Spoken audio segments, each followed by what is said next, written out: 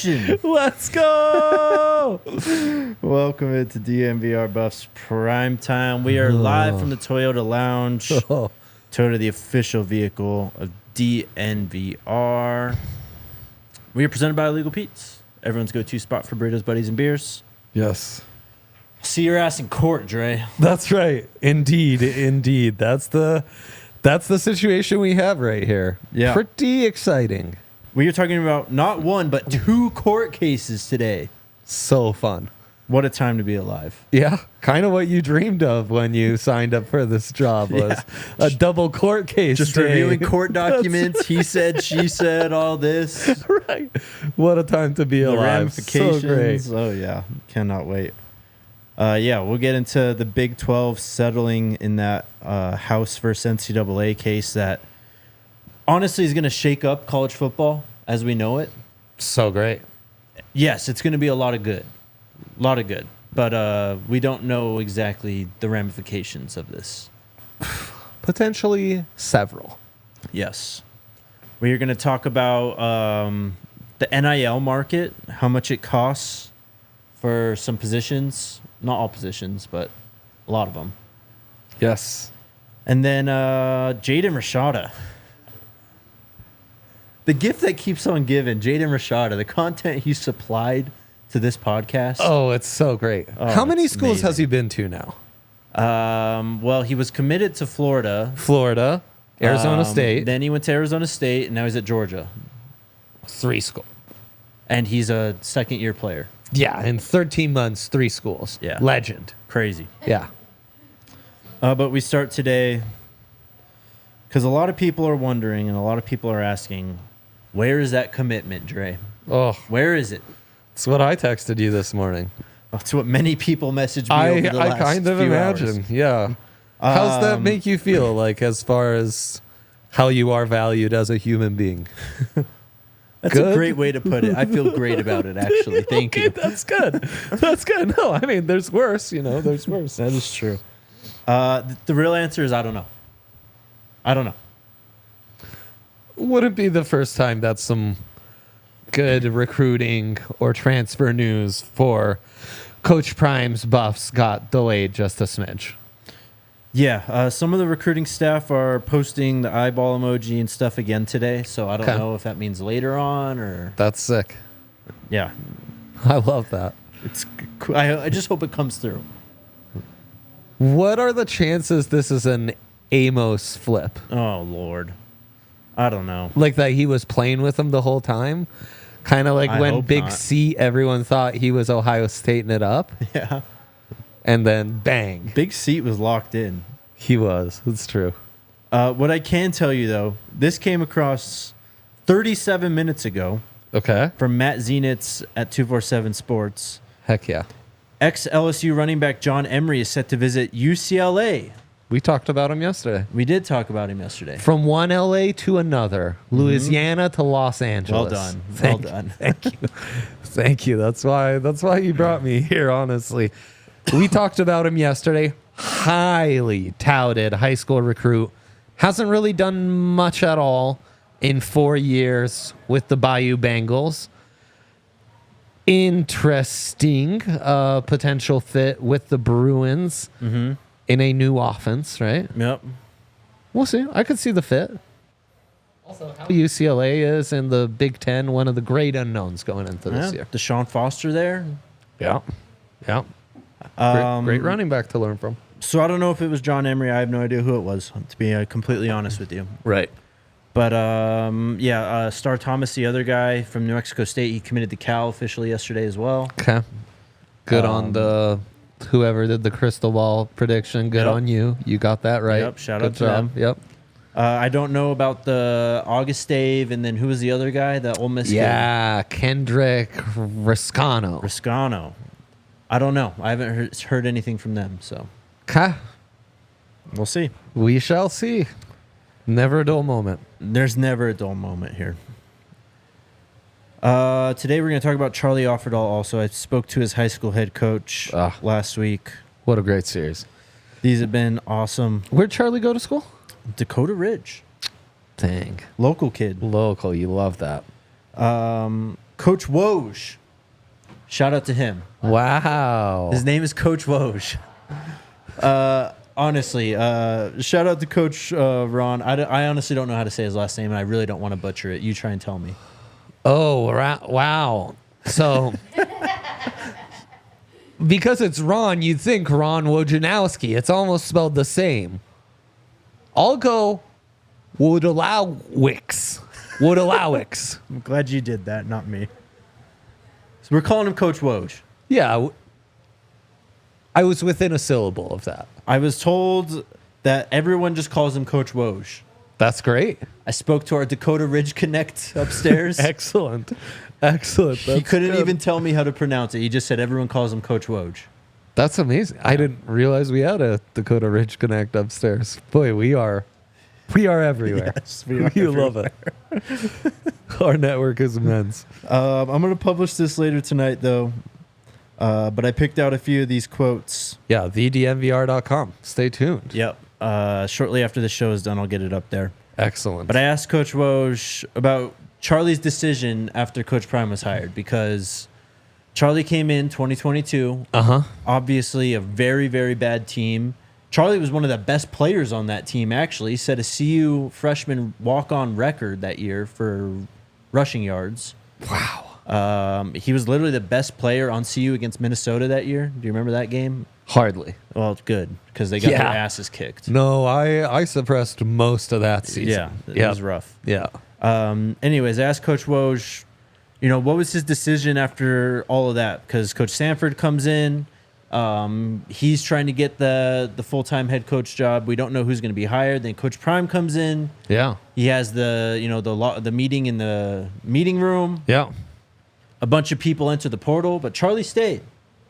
Yes. This is the story people want to hear. Coach Woj says he called me because he was a little worried too. He's like, I've been through my third head coach now. Do you think I should enter the portal? I got to keep reproving myself over and over and over again. Coach Woj says you can talk about getting a fresh start, but his whole goal and dream was to always play at CU. His dad played at the University of Washington, so that was another option. But I think his goal and dream was to always play at CU. And so we talked about it, and I just told him that, listen to what Coach Prime said about the guys he's looking for. He wants guys who are going to work hard, do the right thing, be there all the time. I told Charlie, that's right in your wheelhouse. Everything he said he's looking for in a player is who you are. You're that person. I don't know if I'd give up on your dream of where you want to play. You would have to reprove yourself all over again anyways. But I don't think you'll have any problem doing that, because what he's looking for is who you are. Wow. Sure enough, he stuck it out. That's the thing I'm most excited for him about getting that scholarship opportunity. It's not about money or anything else. It's about, here's a kid who's shown loyalty, dedication, and work ethic. And really all the things I came in and preached about, Charlie does. We kind of had that discussion about futuristically, what do you want to do? He continued to follow his dream and work hard, and he's been rewarded, so it's been very cool. That's amazing. Yeah. And he's right. Charlie's the exact type of player that Coach Prime was talking about in those meeting rooms. That's right. Yeah, everyone gets caught up on the Louis quote. Of course. But that's the part that gets lost on this. Yep. And, so many of the kids who were in that meeting with Charlie and that CU team that was way different back then have been interviewed, and, big quotes and stuff. I hope that these kind of quotes get that same kind of traction and recognition, because Charlie was in the same situation as all these other former Buffs who claimed they weren't given a fair shot in or a what lesser have situation. He was a walk-on. So walk-on, it's a good point. Yeah, he was a walk-on. Much different situation. Yeah. Let's not forget the fact that there's still I think it's 9 or 10 players on this roster who were on that 2022 team. And a few of them are walk-ons. It's not what the national media paints it all out to be with that meeting specifically. It's true. So I asked Coach Woj about the scholarship at the spring game that Charlie was awarded with and his emotions at that time. He said it brought a tear to my eye, because I know it's something that he was really wanted and something he's really worked for. As a coach, I like to see the kids who work hard and give everything to the program. that they can and maintain a high GPA. He's loved by all his teammates. He really is. It's a modern-day Rudy situation. I think every one of those kids on the team would be the guy to go to Prime's office and drop their jersey down and say, Coach, Charlie can wear my jersey today. They all think that highly of him. It brought a tear to my eye. I'm so proud and happy for him and his family. His parents are unbelievable people. He's got a younger brother playing at Dakota Ridge. He'll be a junior. He was a first-team all-conference kid as a sophomore last year who's exactly the same. 4.3 GPA, same kind of work ethic. So I was just happy for him. And Charlie's still continued to be a 4.0 student. Him and Travis Hunter, 4.0 students. Crazy. Yeah. And he's got a Scully now. Yeah. Toyota chat, eating it up. Crank the likes. And if you're watching with us on Twitter, Yep. jump on over to YouTube so you can join the Toyota chat and talk about how backwards hat Dre is elite, which is a comment I truly appreciate. Yeah. I love it. Yeah. Also, backwards hats in general, just elite. It is elite. Elite on football coaches. Yes. Coach Prime can pull it off. Oh, yeah. Dan Quinn's a big backwards hat Yes, he guy. is. Yeah. Yeah. He is. Don't tell Colin Cowherd about this stuff. I He's know. going to get upset. He doesn't approve. Last quote. I asked him, what do you think Charlie's role for this year would be? He said, I think he will go out and he'll compete. I see him probably being a real integral part on special teams up there. And then just talking about the offseason, he said he got excited. I got bumped up to number 2 now, he said. Dylan Edwards then leaves the program. Am I going to be number 1? We're bringing in 3 guys from the portal. He called me and I said, Charlie, for 3 years you've been the same thing over and over. They're bringing guys in, you go out and compete and you play hard. I think one of the things that gives Charlie an advantage over other guys is his IQ for the game, because now this is his 3rd different offensive coordinator he's played for. Now he's with Pat Shurmur. He's got to learn new terminology, and he gets it. He knows exactly what to do. It's kind of funny because Coach Severini, throwback there, when he was being recruited, he came into my office, and when coaches come in, I always ask them, what's your favorite 2-point play? Just something to ask so that maybe we could use it too. He drew it up. As soon as he left, I texted Charlie, what do you do on this play? Charlie said, I got to check here. I got to check release. He knew the terminology right away. There was no hesitation. So I think his work ethic, he's not going to carry the ball 20-plus times. He's probably not that guy, but he's going to be a guy who gives you positive yardage. He's not going to make mistakes, and he'll contribute to the team in any way he can. Love it. Just incredible stuff. I also love how much he cares and wants to be a Buff. Yes. Like, I think having that connection and those roots on the team, that means something. That matters. Yeah, for sure. And I mean, certainly helps when a guy like Charlie lives it. Yep. I mean, a true like hometown underdog story. Yeah. Which is, I guess, increasingly rare now in college football these days. We talked to Micah Welch's coach last week, and he was talking about, especially places like Colorado, they recruit the whole country. Yeah. All over. Yeah. They're not just in Colorado, California, Utah, like the surrounding states. And obviously, this program will go down to Florida. They'll go down to Georgia. They've gone up to Michigan. They'll go wherever they have to go to find these kids. Yeah. But if there's a local kid who wants to be a Buff and is willing to work, they will get their shot. Yeah. Pretty great stuff. So, yeah, it was really cool talking to Coach Woj. I'll have it published. Shout out to Coach Woj, man. Later tonight. And shout out to you. Check that out, thednvr.com. Yes, sir. You know what it is. And then also shout out to Toyota. Oh, that's a safe drive right there. It's a safe drive. It's a hard-working car, too, just like Charlie. It's true. All it does is grind. It is. It's going to last forever. Yes. Whatever you ask it to do, right. It's going to keep going. Like Charlie, Toyota is exactly what Coach Prime is describing Exactly. when he's talking about who he wants on his team. Exactly. Yeah, they got that dog in them over there. They do. Yeah. And they're a proud partner of CU Athletics. Oh my gosh, look at that. Look, they got that dog in them. Toyota's got that dog in them. Synergy. I'd like to say we Have that some dog in dog. us. Yes, absolutely.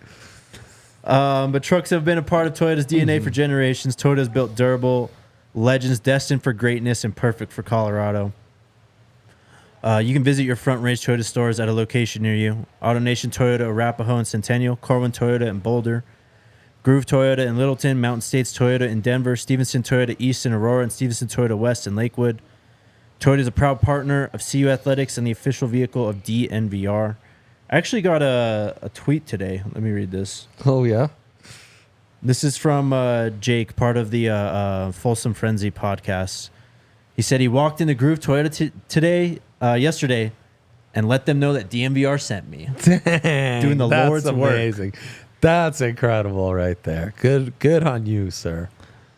And then shout out to the great people over at Bet365. Bet365, the absolute baby. goats. Yes, indeed. Yes, indeed. What are you even betting on now? Just the rest of the playoffs, I guess? Yeah, the rest of the playoffs. Baseball. Yeah. Soccer. I'm waiting for some NBA draft props to come up. Some buffs might surprise us, little KJ action. There was a mock today that all three of them were in the top 31. Yeah, not bad. Yeah. Plus you have Dalton Connect, little Colorado Thornton it's guy. Still a little fresh, that one. Yeah, it's He was supposed to be a buff. I know, it's true. And then who knows, former buff Nee Clifford can make some noise. Yeah. Anyways, lots of Colorado connections in the draft as well.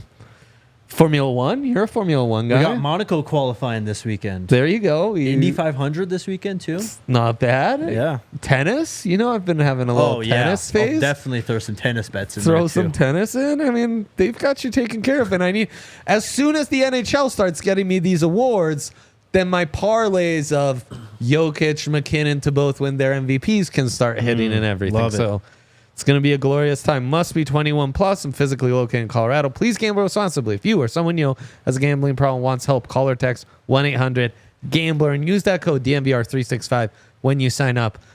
Bet365 will hook you up with $150 in bonus bets once you have placed a $5 minimum bet, and that is settled for you. So there you go.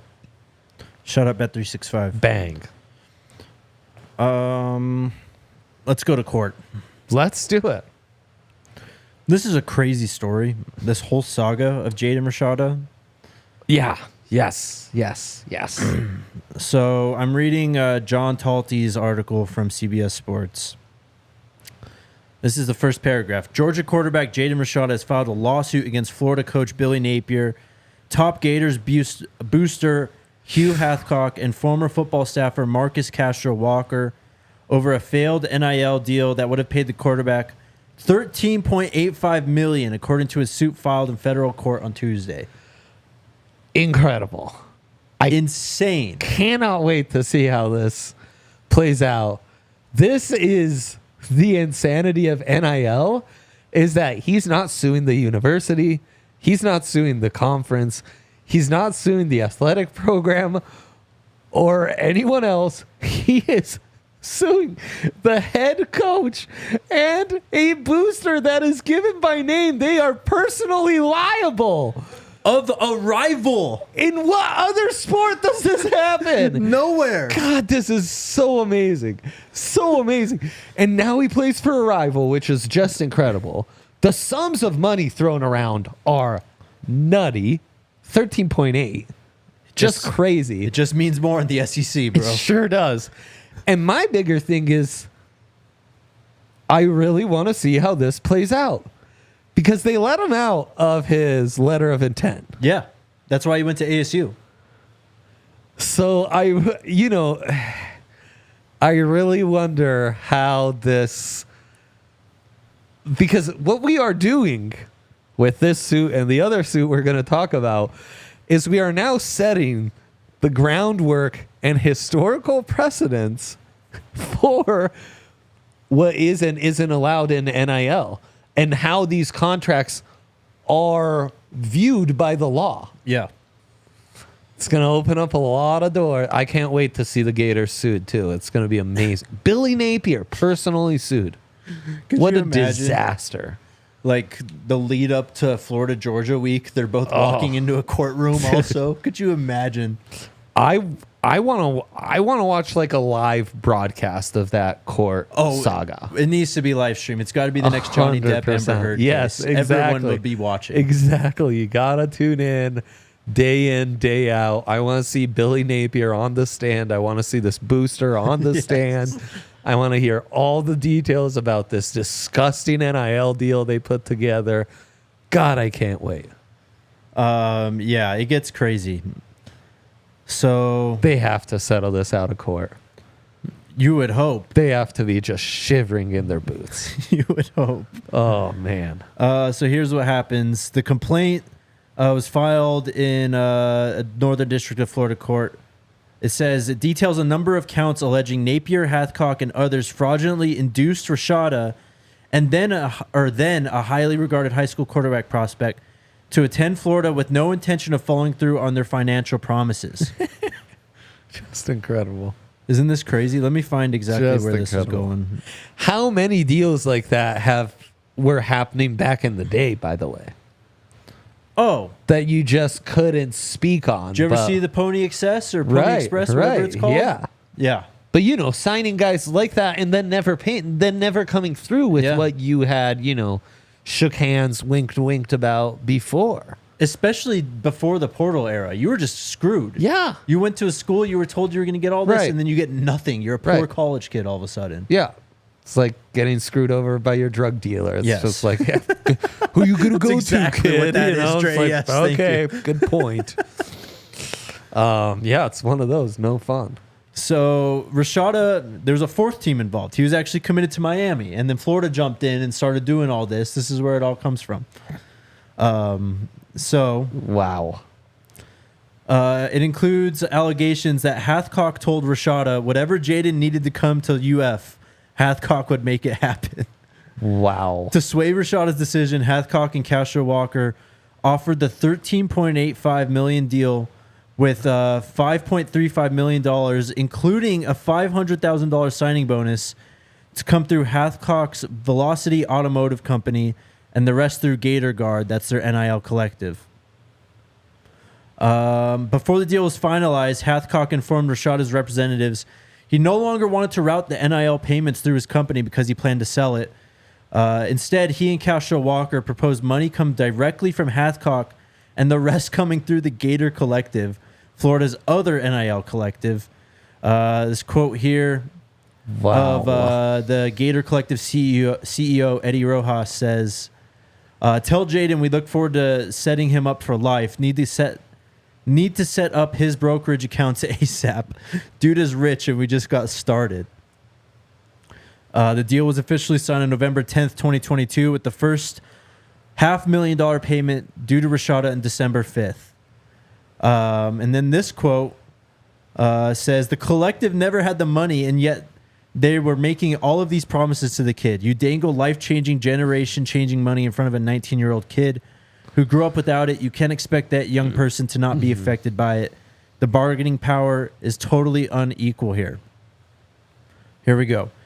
Instead, a day after the $500,000 payment was due, the Gator Collective sent Rashada a termination letter of the $13.85 million deal. Still, the lawsuit claims Napier and Castro Walker went to great lengths to convince Rashada that they would make good on the promised money even without the contract. Castro Walker told Rashada's agents that the Gator Guard would now take on paying the deal and that, quote, Hathcock through the Gator Guard would personally guarantee the $13.85 million obligation himself. The only payment allegedly made was for $150,000 to back John Ruiz, a Miami booster, so that Rashada could, quote, avoid possible litigation with Ruiz, who was seeking a repayment from the initial $9.5 million deal. Wow. Holy cow. That's just insane. Yeah, then it all obviously came to a head on December 21st. We heard rumblings that he might be coming to Colorado on a visit. Right. The first day of the early signing period, when Napier allegedly personally vouched that Rashada, that Florida alumni were, quote, good on their promise that Jaden would receive $1 million if he signed with UF on National Signing Day, and that Hathcock would make the payment. Rashada later texted Zager, I think he's the guy runs one of the NIL collectives. Coach Napier said Hathcock's on a plane that he will wire $1 million. He wants the paperwork, and I'm sending it if you are good. nuts. This is my favorite line of this article. Rashada informed Georgia head coach Kirby Smart of his intention to file the lawsuit. And according to sources, Smart gave his blessing. That is wild. That really is great. I mean, honestly, I wonder if they're like providing the lawyers. Just incredible. Hey, coach, do you mind if I sue one of our biggest rivals? Yeah, son, go ahead. I think part of what made it get like the first thing that's so off about this is the sums of money they were talking about. Yeah, that's nuts. That's more than some quarterbacks are getting paid in the NFL. 100%. Like, so they're talking that kind of money. They've been BSing him from the top. Yeah, to an 18-year-old.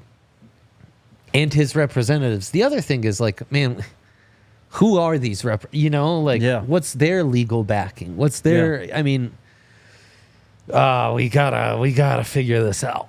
This is just terrible. I'm so glad he's taking them to court. Yeah, this is because this cannot stand. I mean, it's just disgusting that you would do this to a kid. No, he got screwed over. It's just disgusting. It really is. And there's more of this that goes on in college football that we just don't know about. Oh, 100%. So shout out to Jaden Rashada for standing on business with it. No kidding.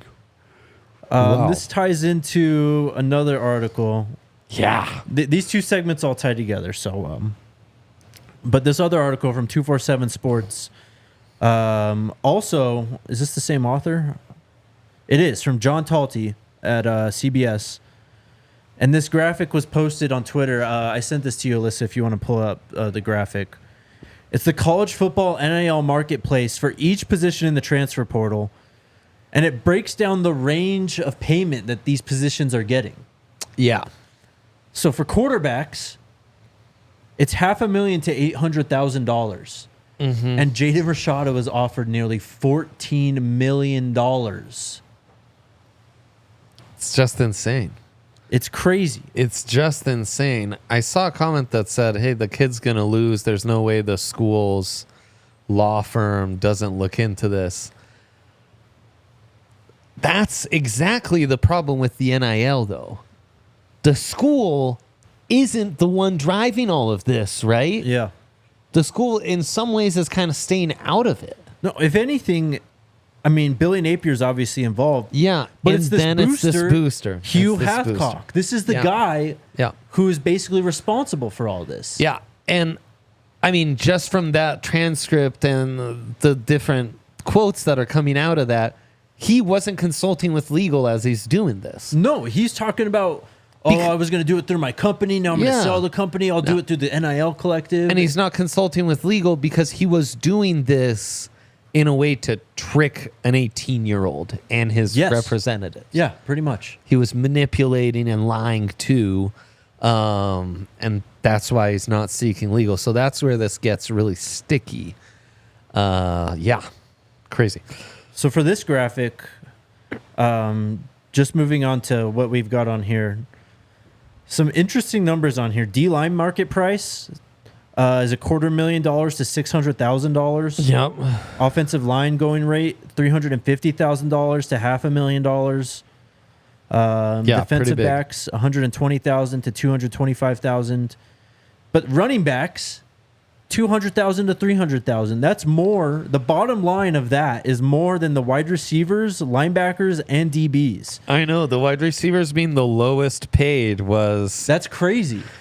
There's just so many though.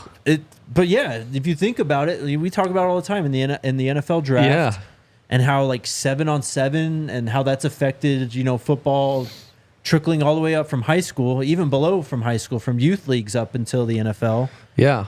And it's this bounty of wide receivers that we have just constantly. And I mean, DB is somewhat similar, which is why I think that floor is one of the lower floors.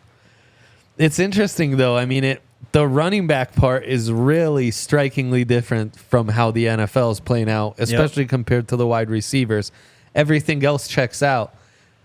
And it's like this is more of like a free market breakdown of how these positions are valued, rather than more of a like cap efficient playing within this system that kind of has these hierarchies already established.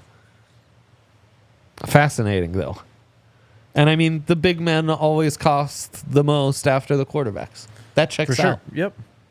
So this says, with all that in mind, CBS Sports attempted to put together as accurate a market assessment as possible. We talked to NIL agents, collective operators, college coaches, personnel staffers, players, and their parents, along with others with knowledge of the space. There will always be outliers, but this is our best effort at establishing the market range for Power 4 starters at each position. These numbers also take into account what we believe to be the retention cost to keep a player from hitting the transfer portal. Important. Yes. Important to factor in. Yeah, no, it makes sense. And my other takeaway from this, still a pretty good deal for these football programs. Oh, easily, bro. Yeah. Look at the revenue they bring in. Yeah. Still quite a good deal. All right, so part 3 of this whole thing we'll get to after the break. Let's go. Shout out to Coors Light. Whew. We needed time to chill because we're talking about all these outrageous numbers and kids basically receiving this amount of money. I know. Crazy time to be alive. I know. I wish I had a high school graduation I could have leveraged Jaden Rashada style. Yeah. Yeah. Don't we all? I know, but the mountains turn blue. I choose to chill. Yep. Instead, we just crack Coors Lights. That's Yeah, all we can afford to do. I don't have to worry about suing Billy Napier and some nefarious booster, you know? I could be a fake booster, though. I mean, That'd be pretty unchill of me. it would be pretty unchill, Yeah. but there's a lot of people doing unchill things in the college football space. So true. They need a Coors Light. They really do. They really do. They need to straighten up and chill out. Come hang out with us at the DNVR bar for the rest of the playoffs or some baseball. We have quite a few watch-alongs going on here, right? This summer. Watch parties? Yeah, watch parties. Yeah, watch parties. Yeah, sure. For a bunch of other things. I mean, sure, we'll have like a finals type thing going on. Yeah. Olympics coming up. Ever heard of them? Yeah, the Colorado Rapids. Of course. And before you know it, it's August and football's back. So we're looking forward to that. Fantasy football drafts at the bar, by the way. There you go. Yeah. Keep an eye out. College football? Absolutely. Week 0? Fantasy football league? Oh, College football, fantasy football. I did that once. Dude, I didn't really like it. Come on. I'm sorry. I'm gonna rally some troops and we're gonna do that. Are we still doing a course? We're still doing a Coors Light read. Okay. Come hang out with us at the bar, crack a Coors Light, make the most of the times you choose to chill. Choose Coors Light. Get Coors Light delivered straight to your door with Instacart by going to CoorsLight.com/DNVR. Celebrate responsibly. Coors Brewing Company, Golden, Colorado. Tell the people about the wonderful events we're going to have here at DNVR throughout the summer and beyond. And beyond, yes, it's going to be an exciting summer. Figuring out some fun events, a little trivia action. All right. We always have some great watch parties throughout the summer. Again, Rapids, Olympics, all sorts of fun stuff coming your way. Before you know it, Broncos, Buffs are back in our lives. And become a DNVR diehard where you have access to all our content, all the great stuff. Jake's writing every single week. And on top of that, you get great discounts on events, merch, free shirt every year. So there you go. DNVR diehards, DNVR events, DNVR bar, open all summer. Nothing better. Concerts coming your way, live music. Is that coming back to the bar? That's happening. Wow, let's go. You a big live music guy? I love live music. I think I'm Great. going to a concert tonight, actually. I No. think. Yeah. It's happening? Yeah. Is this concert, 3 since you moved to Denver? I think so. Okay, we're getting those numbers up. Yeah, we're trying. Slowly but surely. I've got love 3 concert tickets already this summer. Just think, you've been in Denver, nearing 3 years? 2.5 years? Almost 2 years. Almost 2 We're years. still not even hit that mark. And you're about to go to your 3rd concert. Yeah. That's how much this guy grinds. Trying to. Jaden Rashada, 13 months, been to 3 different Power 5 schools. And if you factor in total commitments, there's 4 plus. 4 plus a lawsuit. Yeah. Like, come on. You got to at least match Rashada and combined I'll try. school commitments and lawsuits by end of summer. Okay. Let's make that a goal. Let's make that a goal. Follow us on all socials at DNVR_sports or go to thednvr.com/events to check out our calendar. Great note. I will do a Prime Tracker update this week also. That needs to be updated. Beautiful. If you're watching on Twitter live right now, there's our guy. Click on the link. Join us on YouTube. Yeah, join the Toyota chat. The fun in the Toyota chat. Thumbs up galores. Chat with each other. Yeah, get your questions in now. That's right. We'll answer them here very shortly. That's right. Yep. Part 3 of today's story, I guess, about what's going on in college football and money. Woo! So this came through this morning. This is the big one. This is from Ross Dellinger of Yahoo Sports. Yeah. So we haven't actually talked about this too much on the pod, but Ross has been all over it about the House versus NCAA and about this proposal to quickly and dramatically change how college football operates, basically. Yeah. The first little detail from this story that I love, Amelia Island, Florida. Leaks of a potential settlement between the House and the NCAA come to bear in this ritzy, fancy island in Florida where the ACC is meeting for their annual little summer get-together. Some real rich guy stuff. All coming to bear, like yachts, everyone's dressed in white, real pretentious conversations occurring, and then this info comes to bear. So the article starts off, if they reject the proposed settlement offer, officials from the NCAA and power conferences stand to face a catastrophic $20 billion in back damages. Again, $20 billion.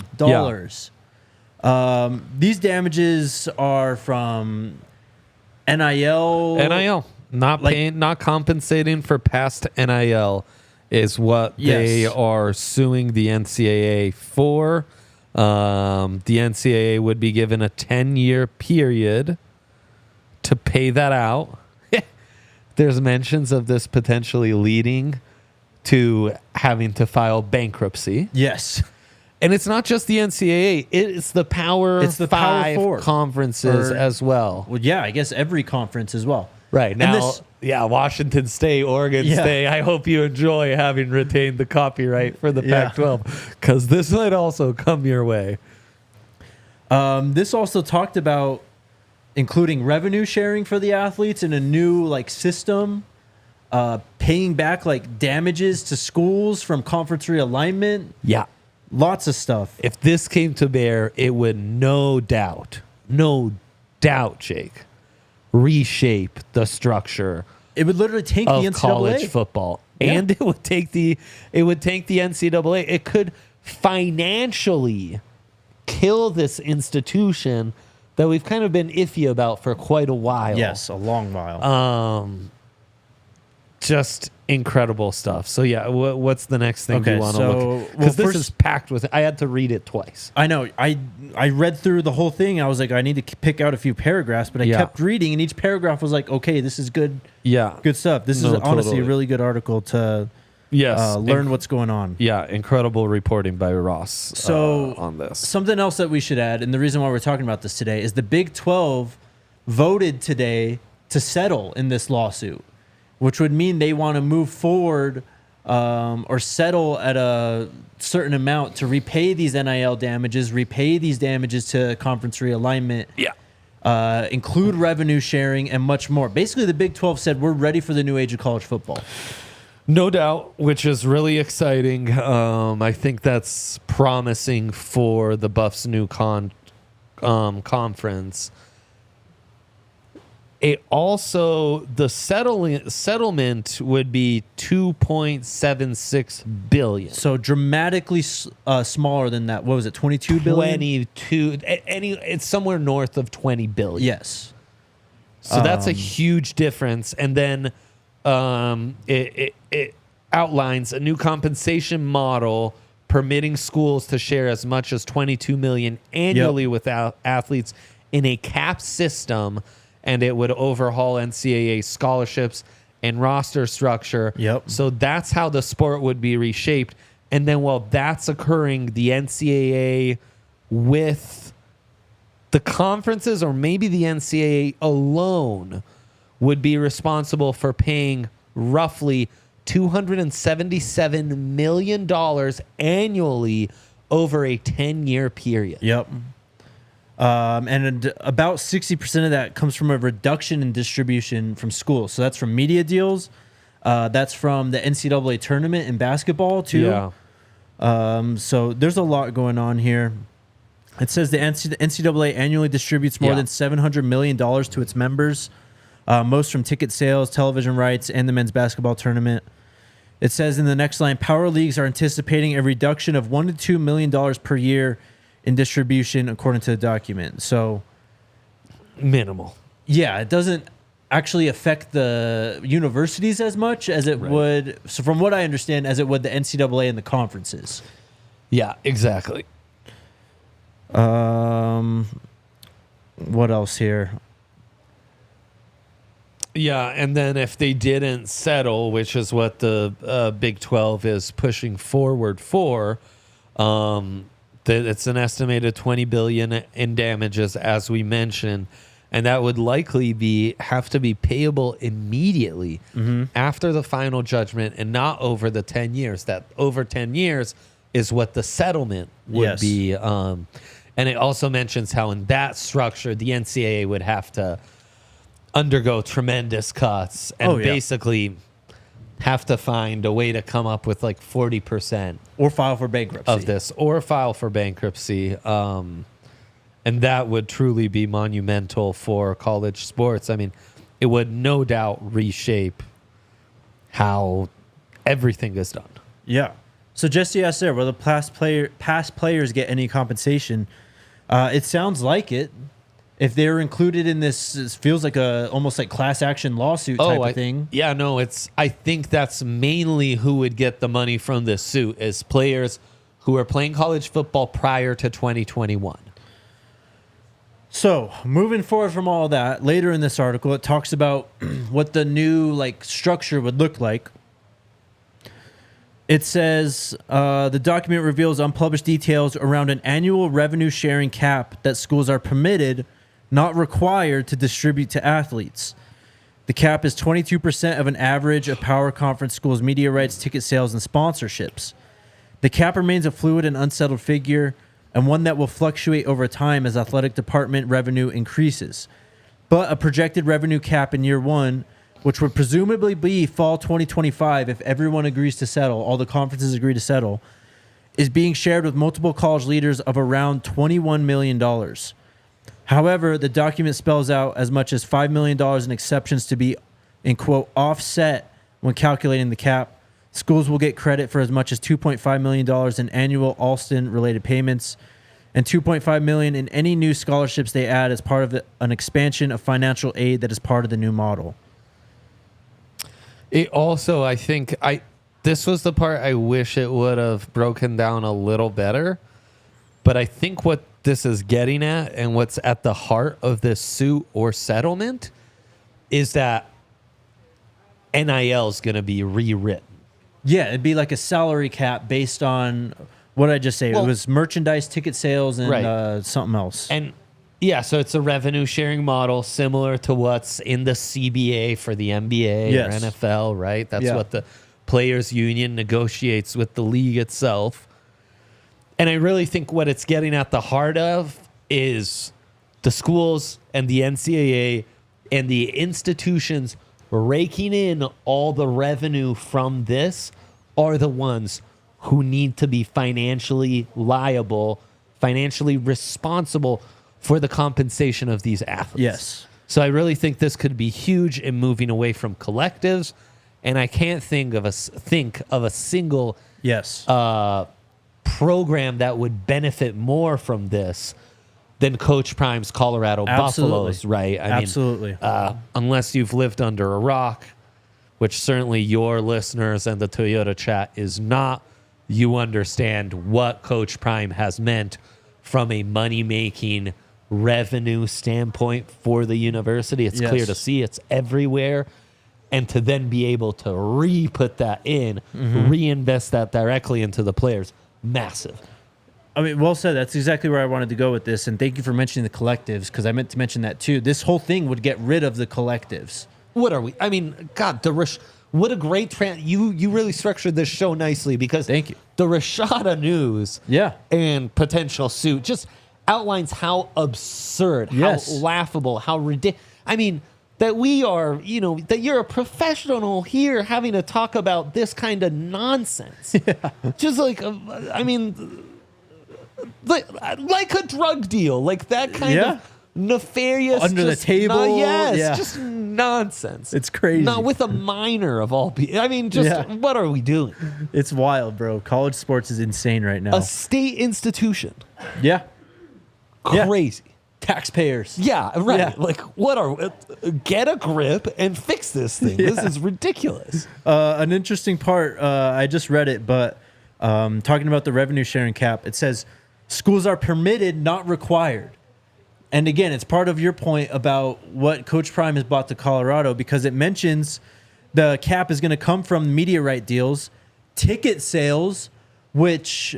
I mean, single game tickets went on sale today. I hope you guys got those if you were interested, but they sold out of season tickets for the second straight year. Yeah, we talked about that yesterday. It also mentions sponsorships. Like, what school is like having more sponsorships coming in now than Colorado? Right. In terms of just what Coach Prime brings to the program and how he's dramatically improved this school's financial situation in the last, 16 months, however long it's been? Right. So, and think of this like, again, going back to the permitted, not required thing. I think you have to be in a position as a university to make this happen. Like Arizona, how are they going to make this happen? How are you going to get $21 million for your cap when you're facing a $200-some million deficit in your budget? Yeah.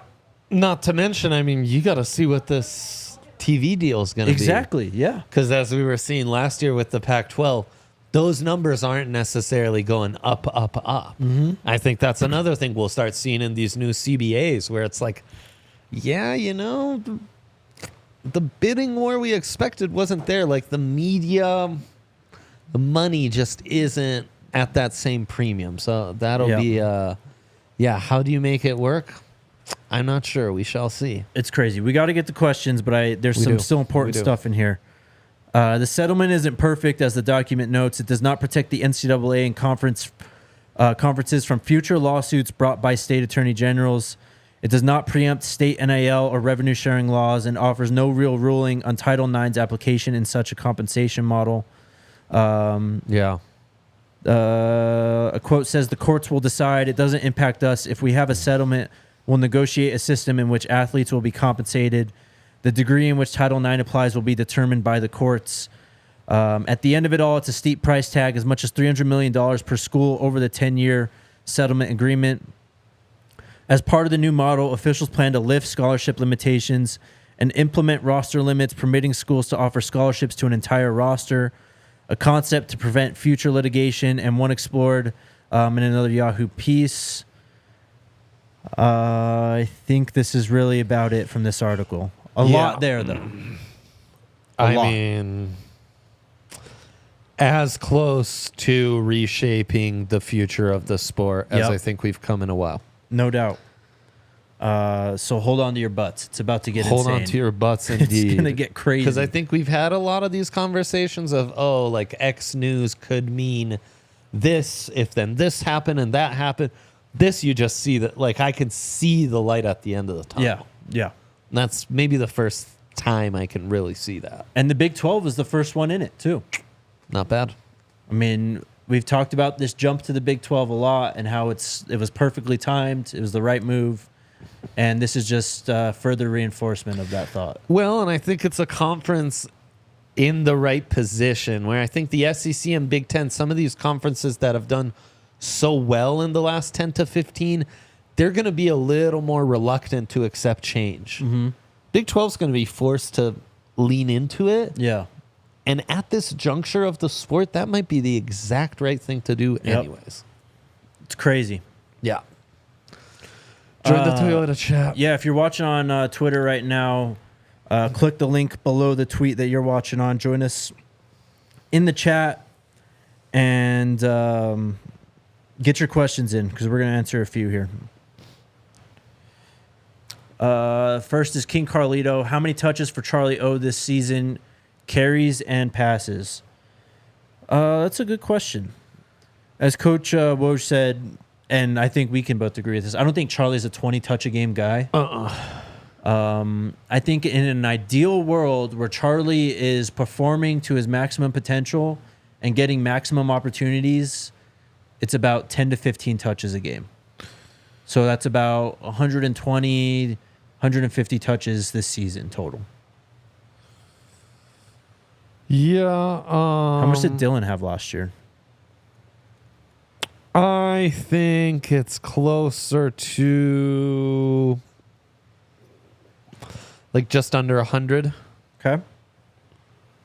So Dylan last year, 76 rushes, 36 receptions. That's 112 scrimmage plays. Yeah. So around there, I'd say. Yeah, I think he's more in the 90s. Mm-hmm. I think there'll be a few others that end up closing that gap from now until the season starts and taking some touches away from Charlie. Yep. Hopefully they're in some blowouts and he gets a few extra touches that way. For sure.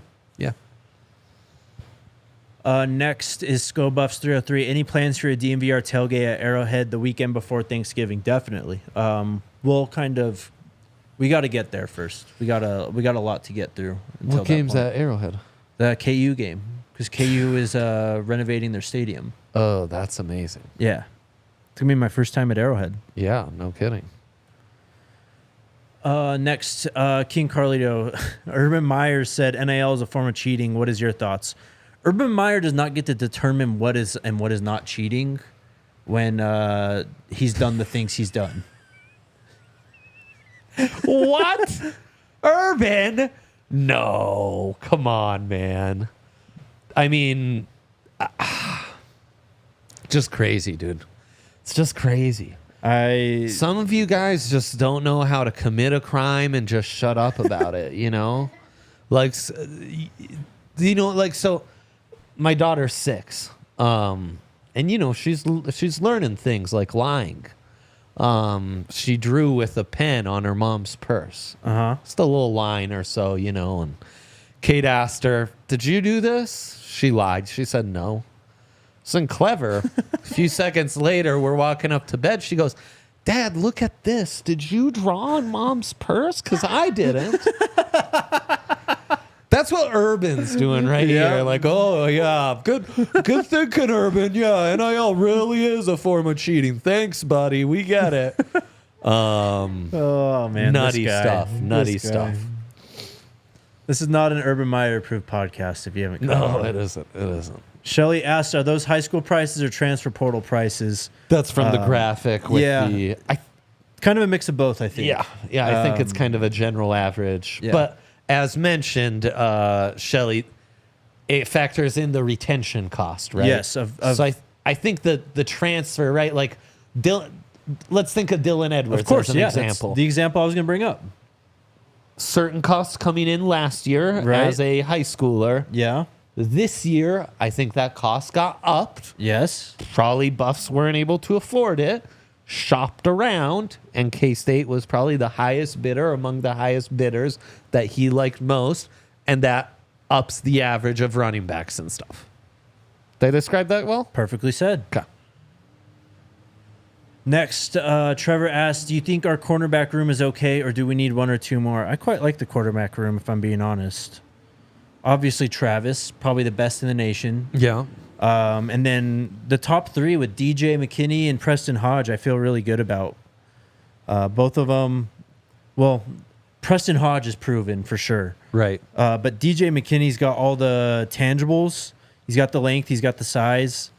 He's got the speed. Yeah. It's just a matter of molding that and developing it further. And Coach Prime's already told you what he thinks about it. He thinks he's a first-round player. So Yeah, and we've talked a lot about Coach Livingston's scheme and coming from that Bengals defense. It's a lot of 3 safeties. So when you're thinking like, okay, you got 3 starters, but what about when I want to go nickel, dime? Well, those nickel dime packages might just have 3 safeties in them. And then the other thing you got to consider, Trevor, just like we talked about with the running backs, where do Draylon, where do Kai Michael, where do those dynamic, true freshman athletes that'll be on campus within the next month, and then the next week, what position, what lane do you pick for those guys? That's always one of the funnest parts of the NCAA games is you get your stud recruiting class coming in. Now you got those 2-3 phenom athletes. You got to find a spot on the depth chart. Oh, the best. But I like this room. Nathaniel Watson's in there, 3-6 Mafia. He's kind of balled out recently. I do think it's a room that, they tried to add to it further, of course. With that LSU kid, he decided to go elsewhere. I can't remember where exactly at this point. But when you look at the roster, it says we only have 5 cornerbacks, but you have to put in DB because there's some guys who are just sorted by DB. Right. But something else we've talked about with this team is, as you've kind of mentioned, it's just a very versatile, secondary. Even the safeties, they're playing the nickel, they're playing all over the place. They're very, they're moving around, and guys like Carter Stoutmeyer started at cornerback, and he's been moved to safety, so. Right, exactly. And then, I think Carter, Travis, DJ. And we got kids coming in too, young freshmen. Ben Boozy is one. Malachi Murphy is another athlete coming in this 2024 class. I think they're both projected to play cornerback. You mentioned Cam Michael, of course, who played both ways. Right. So I think you could get deeper, but I like it where it's at right now. Yeah, no doubt. Trevor asks again, Jake, did you say they would get rid of Scully limits? So what we were saying was there's not going to be so much scholarships in general. It'll be just a roster. So forget walk-ons anymore. And I think that roster spot will just be more open, more transparent. Right. So it says in the article, officials, as a part of the new model, officials plan to lift scholarship limitations and implement roster limits, permitting schools to offer scholarships to an entire roster. So according to what Ross Dellinger's reported at Yahoo Sports in this article, that seems to be the plan. Adwalk says, how many schools will have to close? I have no idea. Programs like Arizona, though, you got to figure something out. Especially if you're pulling money from sponsorships, ticket sales, and the media deal, and you're dealing with a $200 million budget deficit. What you need to know about Arizona is recently, as long as I've known you, they've been under investigation by the FBI for paying DeAndre Ayton $100,000, and Sean Miller is now no longer coaching there because he hasn't been there for a minute. Yeah. So, you had the money to do that. You'll figure this one out, buddy. Fair enough. I'm not too concerned. It's, I know the money's there. I just do. Yes.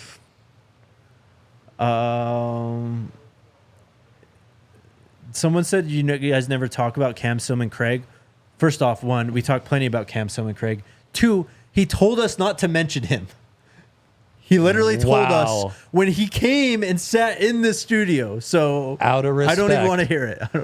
RJ, though, go on our YouTube. Look up that interview. It's a great one. That was D. Rich that said that. Oh, my bad. Okay, D. Rich. You got called out. Sorry. RJ does ask, though, I'm going to be at the Arizona game. I'm tapped in with the Wade twins. Are you guys doing anything for the Arizona weekend? Love to meet you guys, chop it up, and talk Buffs ball. Yeah, for sure. We're going to every road game, guys. So yep, that's true. We will have plans as we get closer to these games. You can plan.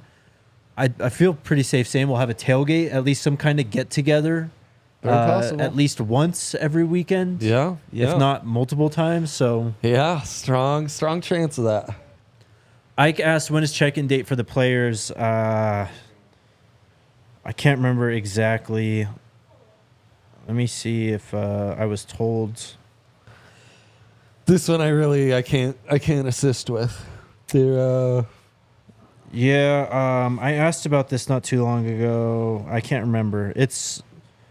So if you remember last year, they had that Memorial Day barbecue thing where everyone kind of showed up. It's around before or after this weekend. I don't know for sure. right. That's when, and then the content starts picking up on the YouTube channel. Yeah, they'll start doing footage, player-led practices and stuff. Yep. So love that. Yeah. that is it. Let's D-Rich, go. we've had Cam on the show multiple times. We've talked to him. We talk about him. I promise you, Come bro. on, D-Rich. I promise you, man. Come on, D-Rich. Get with it, buddy. All right. It's 1:31. We went slightly over, so Yep. sorry about that. I'm late for a meeting already. It's All right. okay. We'll be It's back okay. tomorrow, Dre. We'll have some more fun. Let's go Love Buffs. it. Let's go Buffs. We all silly like the mayor.